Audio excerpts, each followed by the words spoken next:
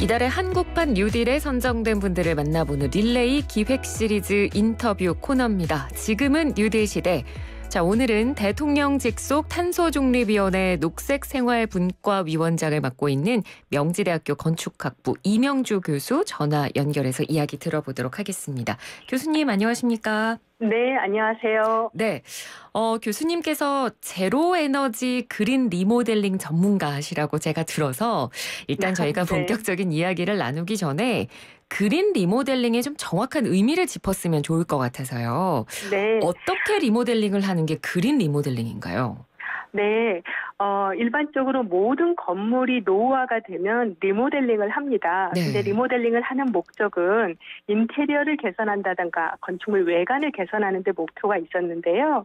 그린 리모델링이라는 건 당연히 인테리어와 외관 개선도 하지만 과거에 단열 성능이 굉장히 부진했다던가 틈새 바람이 많았던 그 당시의 시공 기법이 아주 노후화된 설비를 다시 교체하는 일도 더 나아가서 있게 되고요. 네. 또 이제 옥상이나 건축물 인면에 태양이 잘 드는 곳이 이렇게 비어져 있는 곳에 태양광 전지판을 설치함으로 인해서 건물 자체가 에너지를 직접 생산할 수 있는 발전소 개념으로 변환한다라는 측면에서 에너지 전략과 생산이 동시에 가능한 건물. 그래서 에너지 성능이 높아지는 건물이다 이렇게 보시면 되겠습니다. 예, 알겠습니다. 자, 그렇다면 지금 왜 이 그린 리모델링이 필요한가라는 질문에 대해서는 어떤 답을 주실 수 있을까요? 네, 지금 캐나다 문제도 심각하지만 기후 위기로 인한 자연재해가 굉장히 매일매일 우리에게 크게 다가오고 있습니다. 홍수, 태풍, 그리고 폭염, 혹한 이런 것들이 있는데요. 결국은 기후온난화로 인한 이런 자연재해들을 미연에 막으려면 온실가스 배출을 줄이는 일을 해야 되고요. 네. 두 번째는 그럼에도 불구하고 시시각각 우리의 속으로의 삶 속에 들어오는 이런 자연재해로부터 피해를 최소화시키기 위한 기후변화 적응을 할 수 있는 건물도 우리에겐 필요합니다. 그래서 온실가스 감축도 되면서 피해를 최소화하고 우리의 은신처가 될 수 있는 그런 건물을 만들어야 되는데 그렇다고 모든 건물을 다 부수고 다시 새로 지을 수는 없잖아요. 네네. 그래서 노후화된 건물인데 구조적으로는 튼튼하고 그래서 건축물 외피만 바꾸면 충분히 안전하고 우리에게 정말 피해를 덜 줄 수 있는 그런 건물이 될 수 있겠다라고 한다면 그린 리모델링을 해야지만이 더불어 온실가스까지 줄일 수 있습니다. 네. 그러면 그 그린 리모델링, 그러니까 사람도 생활하기 편하고 그리고 온실가스도 줄이는 효과까지 있고 이런 효과들을 내려면 건축물을 어떻게 설계를 하면 이런 효과가 날 수 있을까요? 일단 에너지 성능을 개선할 수 있는지를 파악을 해야 되는데요. 네. 틈새 바람이 없게 한다던가 단열을 잘 다시 보강을 한다던가 그리고 지금 말씀드린 것처럼 에어컨이라든지 보일러가 너무 오래돼서 전기에 대한 소비가 많다면 그걸 고효율 제품으로 바꾸는 것도 필요하겠죠. 특히나 유리 건물 같은 경우는 일사량이 너무 과다로 들어오기 때문에 여름철 냉방비가 굉장히 많이 나오잖아요. 네. 겨울철에는 열 손실이 많아서 난방비도 많이 나오니까요. 그런 건축물의 외피를 다시 개선할 수 있는지 이거를 또 검토하는 게 필요할 것 같고요. 요즘 문제 중에 하나가 황사나 미세먼지 이럴 때는 문을 닫아라 하고 코로나 때는 또 문을 열어라고 하잖아요. 네. 그런데 문을 닫아야 될지 열어야 될지 모르는 이 상황에 두 개가 동시에 오면 정말 난감하잖아요. 맞습니다. 네. 그러면 이런 건물의 유리창 문을 일단 닫은 상태에서도 산소 공급이 되면서도 그 산소의 공기질이 굉장히 그러니까 쾌적하고 그리고 바이러스로부터 안전한 그런 공기가 들어오게 하려면 어차피 기계식 공조 장치에 우리가 의존할 수밖에 없어요. 그거를 우리가 열회수형 환기 장치라고 하는데요.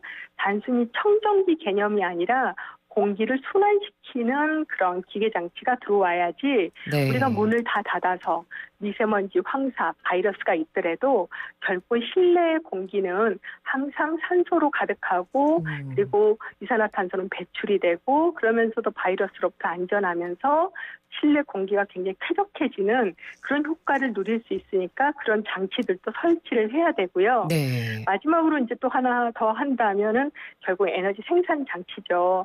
이제 온실가스 감축을 위해서 내지는 갑작스럽게 전기가 끊기는 상황에서라도 뭐 예를 들면 저희들이 자체적으로 한두 시간은 더 살 수 있다든지 하루 이틀 정도는 저장해 놓은 전기로 좀 버틸 수 있는 그러려면 직접 생산하고 저장해 놓을 수 있는 그러한 장치까지 같이 가지고 있다면 구조가 되기 직전까지도 어느 정도 살 수 있는 그런 자급력이 생기게 되겠죠. 네. 그러니까 이런 것들을 종합해 보면 에너지 성능을 개선하기 위한 에너지 절약을 위한 설계와 그런 자재들을 써야 하고 그리고 실내 공기질을 위해서 좋은 열외수용 환기 장치를 설치하고 더 나아가서 내가 소비하는 에너지는 내가 생산한다는 생각으로 태양광 전지판을 설치하든지 재생가능 에너지, 그러니까 자연으로부터 오는 에너지를 우리가 직접 만들어서 쓴다라는 개념이 부과가 된다면 그린 리모델링의 그 목적은 충분히 달성이 됐다고 할 수 있겠습니다. 네.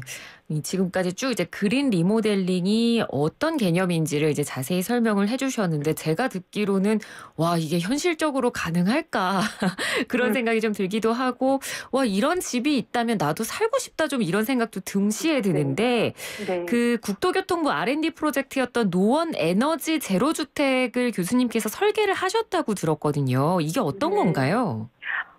당시 2012년입니다. 국토교통부가 미래의 주택의 기술이 더 발전되어서 실제로는 제로에너지 수준까지 가야 된다라는 어떤 해안이 있었던 거죠. 그래서 어떻든 그런 R&D를 만들었고 그리고 이 노원구라고 하는 지자체에서는 그러한 기술적인 어떤 테스트베드를 우리 지자체에 유치하겠다라는 어떤 또 다른 신념이 있었고요. 그걸 또 서포트하겠다라는 의지도 있었고 네. 이제 저희 제로에너지 주택 연구단, 명지대학교 제로에너지 주택 연구단에 속한 많은 연구자들은 정말 이건 연구를 하면서 만들어가는 설계였고 그 설계를 통한 또 연구성 시공이었습니다. 그래서 네. 처음부터 끝까지 연구로서 시작해서 연구로 끝난 그 지금도 4년에 걸쳐서 모니터링을 진행하고 있으면서 이 실입주자들이 121세대가 살고 계시는데 네. 이분들이 어떤 부분에서 불편해하시는지 어떤 부분에서는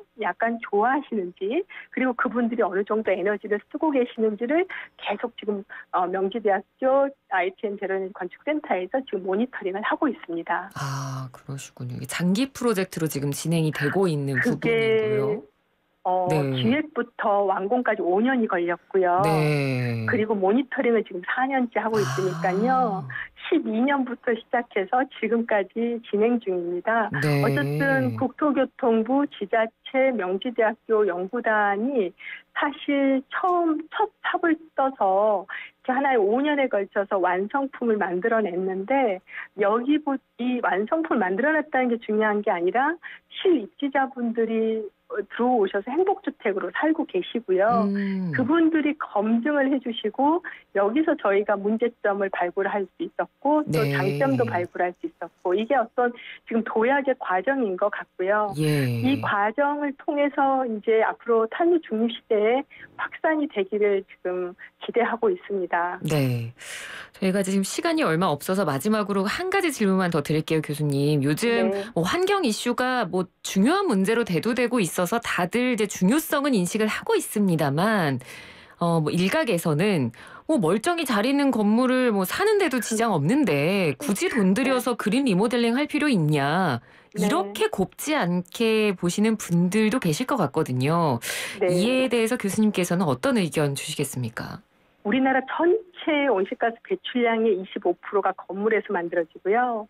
그리고 서울시 전체로 봤을 땐 68.8%가 건물에서 온실가스가 배출돼요. 네. 그 건물이 문제가 아니라 그 건물에서 사용하고 있는 사람들의 소비 패턴이 사실은 건물을 통해서 전기를 쓰게 되는 거고 네. 열에너지를 쓰게 된 거죠. 나 하나 써도 된다 이런 차원이라면 건물 부분에서 탄소 중립은 영원히 불가능하게 됩니다. 그래서 지금 당장 뭐 살만한데 그냥 살면 되지, 추우면 보일러 틀고 더우면 에어컨 틀면 되지, 이런 식의 생각을 하게 되면 사실 안 틀어도 되는데, 덜 틀어도 되는데 틀고 살 수밖에 없는 건물에서 산다면 지금 우리야 편하지만 앞으로 우리 후세들한테 다시 돌려줘야 할 이 터전은 없지 않겠어요? 네. 그래서 아무래도 그런 측면을 장기적으로 멀리 보고 지속 가능한 이 지구의 어떤 정주지, 인간의 정주지를 우리가 꾸준히 만들어가야 된다는 측면에서는 지금 나 혼자 불편한 것보다는 그러니까 나 혼자 편한 것보다는 약간의 불편을 감수해서라도 같이 더불어 살 수 있게, 오래 지속적으로 살 수 있게 가는 편. 그래서 그린 리모델링과 제로에너지 건축물이 필요하다고 할 수 있겠습니다. 네, 알겠습니다. 오늘 좋은 말씀 잘 들었습니다. 고맙습니다. 네, 감사합니다. 네, 지금까지 6월 이달의 한국판 뉴딜에 선정된 명지대학교 건축학부 이명주 교수였습니다. 이달의 한국판 뉴딜 주인공을 소개하는 시리즈 지금은 뉴딜 시대 대한민국 정부와 함께합니다.